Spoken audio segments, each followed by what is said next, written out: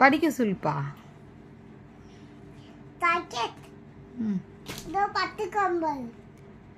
எந்திரடா படிடா. என்னடா தூங்கிட்டு எந்திரடா எந்திரடா எந்திரிச்சு உட்காந்து படுறா. அவளுங்க அடி வாங்கிட்டு வாடா. படுறா அவளுங்க உட்காந்து பாடுறா.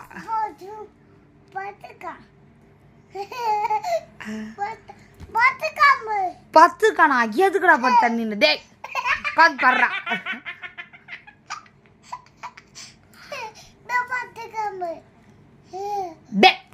இருந்து உட்காந்து படிடா. என்னடா தூங்கிட்டு இருக்க?